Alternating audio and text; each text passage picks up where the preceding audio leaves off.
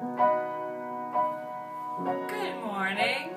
Today we are going to discuss the topics of education and prison reform. The 1800s was a trying time in American history, and you're about to find out why.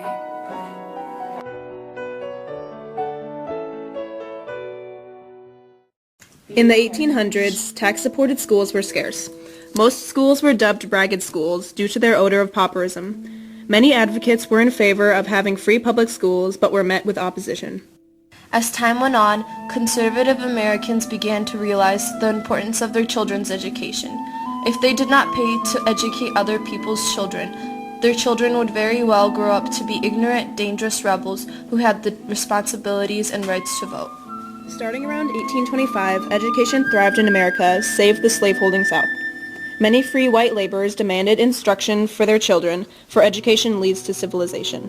Most schools were one room with a single small stove as the only means for staying warm in the winter.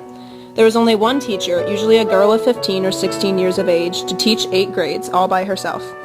These small, unheated schools with their uneducated teachers became something like a shrine for American democracy. Because of one very important man, educational reforms were made possible and were successfully executed. Horace Mann was the Secretary of Massachusetts Board of Education, and he campaigned effectively for more and better schoolhouses, for longer school terms, higher pay for teachers, and an expanded curriculum. Influence went over to the other states, and new improvements arose. He also argued for reforms in reports submitted to the state legislature. Still, education remained an expensive luxury. There were only about 100 public secondary schools by 1860, and nearly 1 million white illiterate adults. In the South, it was illegal for black slaves to receive reading and writing, and even in the North, blacks were excluded from all schools. New textbook improvements by Noah Webster and William McGuffey helped schools to become more educationally and organizationally advanced. These textbooks focused on lessons in morality, patriotism, and idealism. The religious movement of the Second Great Awakening also led to several liberal colleges in the West and South. However, they weren't focused on academics, just local pride.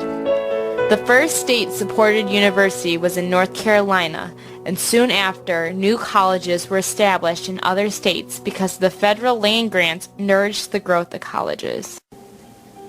It is time for us to move on from education reforms to something much darker. On the opposite end of the scale, the prisoners were not having a good time, because it was time for America to reform its prisons, for even those who are not mentally sound of mind are humans too. Imprisonment due to debt continued to be a nightmare. The poor working class was hit the hardest. As late as the 1830s, hundreds of penniless people were lingering and living in holes because they owed money. A majority of the people owing less than $1. Prisons were relentless in their punishments. Due to the very harsh criminal codes, there were very ruthless punishments. It was common to see someone being brutally whipped or branded with hot pieces of metal. However, as time went on, the criminal codes for prisons were being softened in accordance with the more enlightened European practices, for America was still being influenced by Europe. As the number of capital offenses was being reduced, several embattled laborers were able to worm their way and their opinions into the government's office, and through voting, the debtor's prison was blessedly abolished. Prison reformers from New York and Boston decided that they wanted to move children from the horrible prisons into juvenile detention centers. There was also a refreshing idea that was circulating the general country. Prisons should reform the convicts, not just punish them.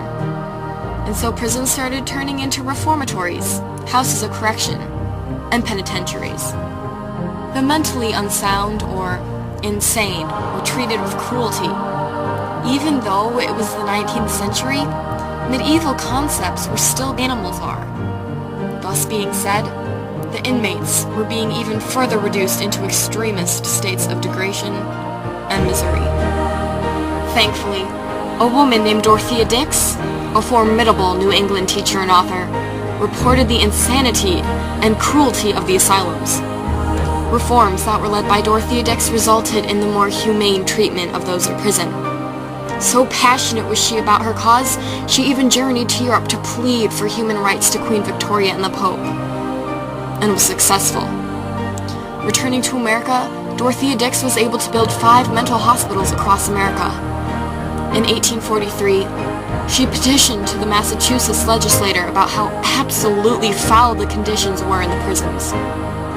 If I inflict pain upon you and move you to horror, it is to acquaint you with the sufferings which you have the power to alleviate, and to make you hasten to the relief of the victims of legalized barbarity. This resulted in improvement of conditions of the prisons as a whole. The mentally ill were also henceforth treated with more care and respect, for the idea that the mentally deranged were not willfully perverse spread around the country. The first psychiatric hospital, the Eastern Lunatic Asylum, was founded by Dr. John Galt. Dr. Galt had the ideas of how to gently treat the insane. These ideas being used in drugs, talk therapy, and giving counseling. Because of prison reforms, many men and women who were convicted lived, and humanely at that. In today's program, we have discussed numerous topics, like the ones of education and prison reform. The 1800s was a time for American growth and prosperity. I hope you enjoyed this program. Thank you.